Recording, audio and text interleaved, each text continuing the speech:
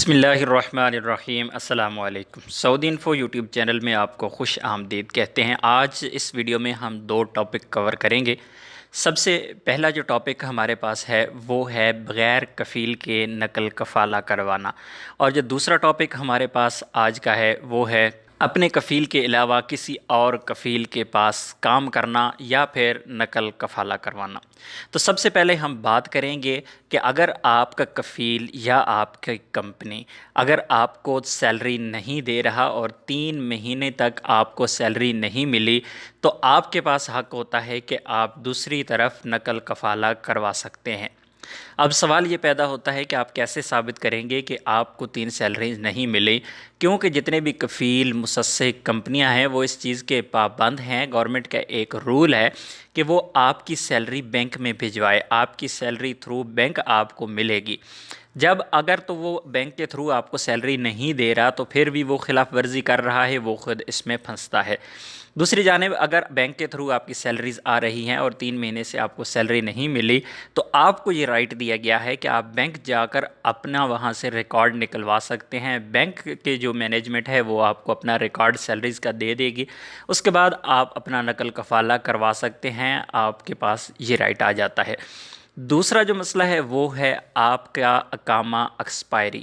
اگر آپ کا اقامہ ایکسپائر ہو جاتا ہے اور 30 دن کے اندر اندر آپ کا اقامہ تجدید نہیں کروایا جاتا، آپ کی کمپنی یا کفیل آپ کا تجدید اقامہ نہیں کرواتے، تو پھر بھی آپ کے پاس حق ہوتا ہے کہ آپ اپنا نقل کفالہ کروا سکتے ہیں بغیر کفیل کے۔ اب آ جاتے ہیں تیسری جانب۔ جو تیسرا آپ کے پاس ٹاپک ہے وہ ہے حروب کا۔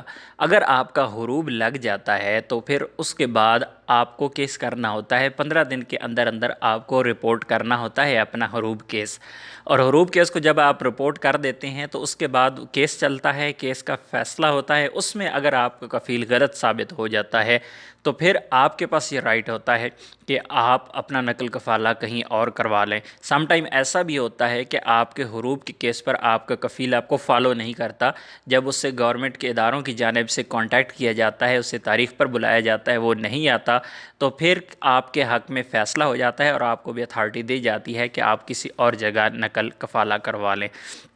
یہ تو ہے نقل کفالہ بغیر کفیل کے آپ نقل کفالہ کیسے کرواتے ہیں۔ اور جو آپ کو میں ایک چیز وضاحت یہاں پہ کر دوں کہ اگر آپ کے سیلریز کا مسئلہ ہے تو پھر آپ اپنا جو ریکارڈ ہے سیلریز کا وہ لے جا کر آپ مکتب عمل میں جائیں گے، وہاں پر جا کر رپورٹ کریں، اور اس کے بعد نقل عمل آپ کو مکتب العمل آپ کو اتھارٹی دے گا کہ آپ کہیں اور نقل کفالہ کروا لیں۔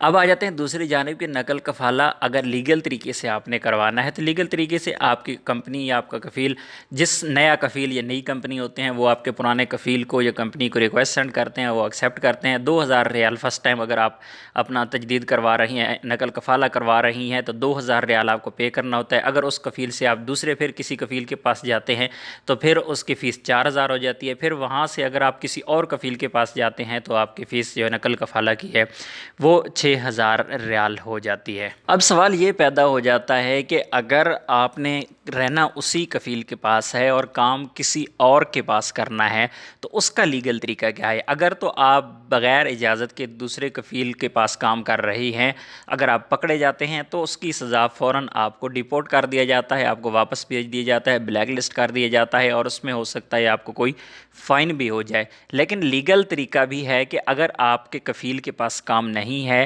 یا آپ کا کفیل آپ کو اتھارٹی دے رہا ہے باہر کام کرنے کی کسی اور کفیل کے پاس، کسی اور کمپنی کے پاس، تو پھر آپ اس کے پاس جا سکتے ہیں۔ وہ ایک پروگرام ہے گورنمنٹ کا، اجیر پروگرام کے نام سے ایک پروگرام ہے، جس میں آپ لوگوں کو ایک پیپر دیا جاتا ہے اور اس پیپر کی ماہانہ فیس بھی ہے۔ وہ اب ایگزیکٹلی مجھے یاد نہیں ہے، وہ غالباً 200 ریال یا 250 ریال منتھلی آپ کو وہ فیس گورنمنٹ کو پے کرنا ہوتی ہے، اور وہ فیس آپ پے کرتے ہیں تو وہ اجیر پروگرام کا جو کارڈ ہوتا ہے وہ لائک اقامہ ایک قسم کا آپ کا ایک اور، کہ آپ کو ایک کفیل نے دوسرے کفیل کے پاس اتھارٹی دی ہے کام کرنے کی۔